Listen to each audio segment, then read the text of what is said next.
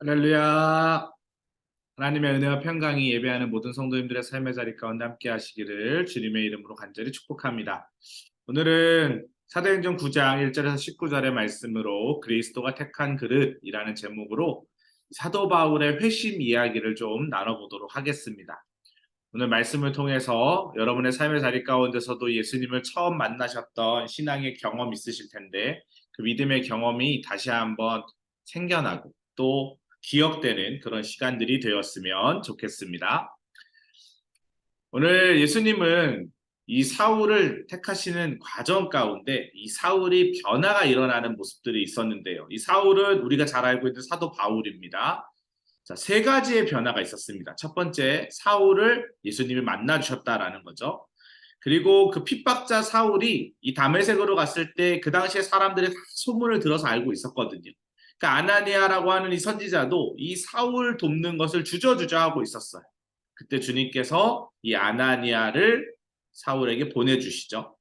그리고 사울이 성령 충만케 됨으로 이제 사도행전 9장 이후에 13장부터는 복음을 전하는 1차, 2차, 3차 선교 여행을 가게 되는 아주 그런 귀한 발걸음을 또 떼게 됩니다. 어쨌든 이 사도 바울의 회심은 이 기독교 역사에서 아주 중요한 핵심적인 이방 선교가 열리게 되는 중요한 사건입니다. 그 사건의 내용들을 우리가 그럼 본문으로 들어가서 좀 살펴보았으면 좋겠습니다. 첫 번째, 예수님은 택하신 사울을 어떤 과정으로 변화시켰느냐? 만나 주셨다라는 것이죠. 사도행전 9장 4절 5절에 보면 땅에 엎드러져 들음에 소리가 있어 이르되 사울아 사울아 내가 어찌하여 나를 박해하느냐 하시거늘 대답하되 주여 누구시나이까 이르되 나는 내가 박해하는 예수라. 자기 신념에 가득 차 있었던 사울은 예수님을 믿는 사람들을 어떻게 합니까? 잡으려고 지금 다메섹으로 가던 중입니다. 이 전에 우리가 지난주에 살펴보았지만 이 스데반 집사님의 순교 그 사건에 이 스데반의 시체를 누구의 발 앞에 두었다 그랬어요? 사울의 발 앞에 두었다 그랬잖아요. 사울은 예수 믿는 사람을 엄청 핍박했던 일에 앞장섰던 사람입니다. 지금도 어떤 상황이냐면 다메섹에 그리스도인들이 있다라고 하니까 문서, 공문서를 들고 말을 타고 지금 다메섹으로 그 사람들을 잡으려고 쫓아가고 있는 그런 상황입니다. 가던 중에 아주 신비한 경험을 하는 거죠.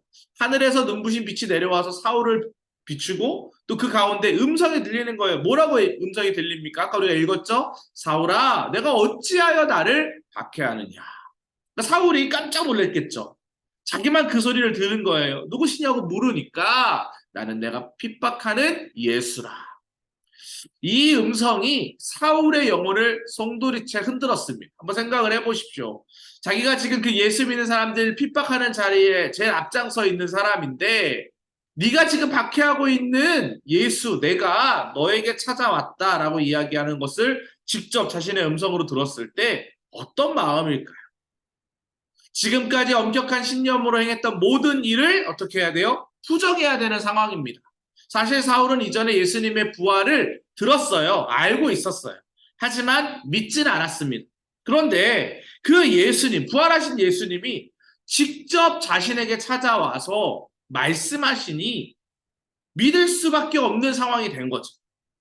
다른 사람의 이야기라고 생각했을 때는 믿지 못했는데 나에게 직접 와서 말씀하시는 거예요.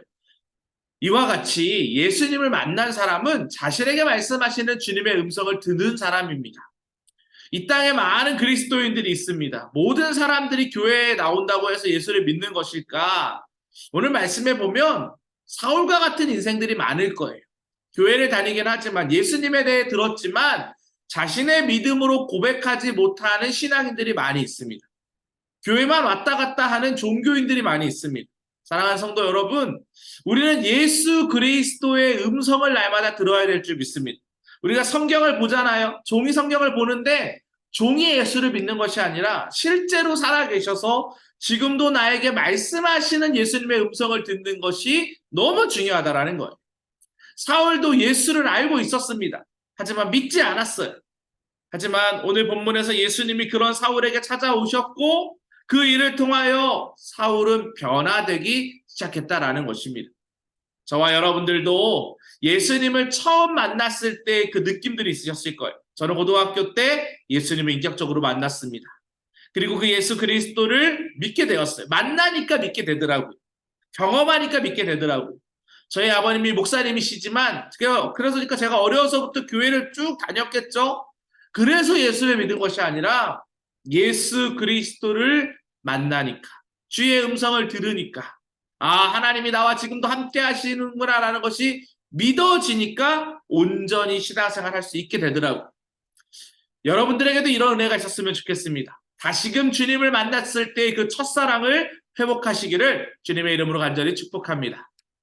두 번째로 이 아나니아를 보내주셨는데요. 주께서 이르시되 가라, 이 사람은 내 이름으로 이방인과 임금들과 이스라엘 자손들에게 전하기 위하여 택한 나의 그릇이다.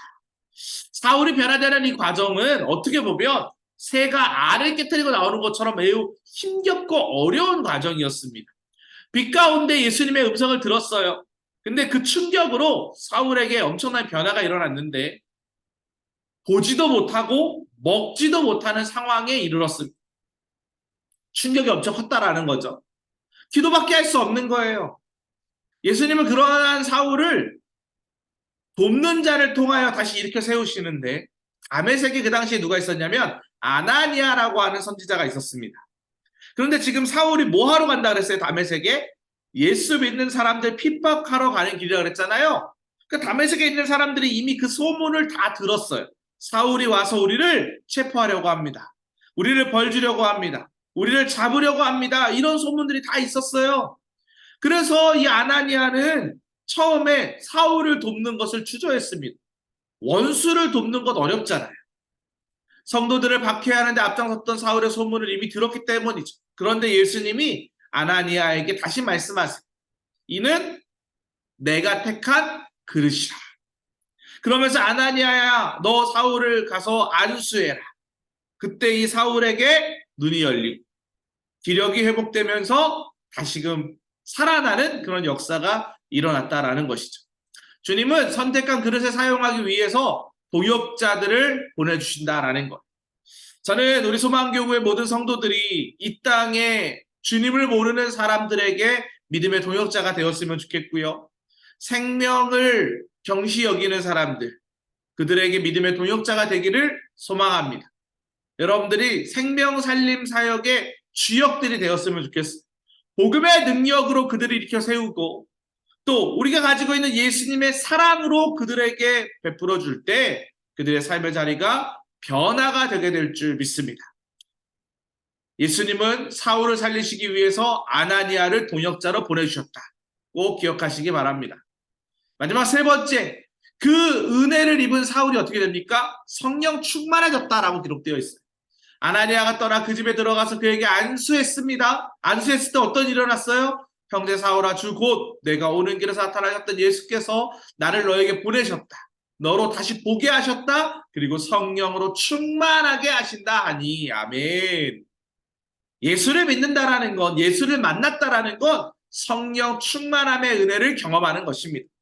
사울을 찾아간 아나니아는 예수님께서 성령으로 충만하게 하시고 다시 보게 하실 것이라는 것을 명령하셨어요. 그리고 안수했습니다. 그때 사울의 눈에서 비늘 같은 것들이 떨어지면서 다시 보게 되었다라고 성경에 기록되어 있죠. 이는 성령의 계획이 임하셨음을 보여주는 아주 신비한 사건이었습니다.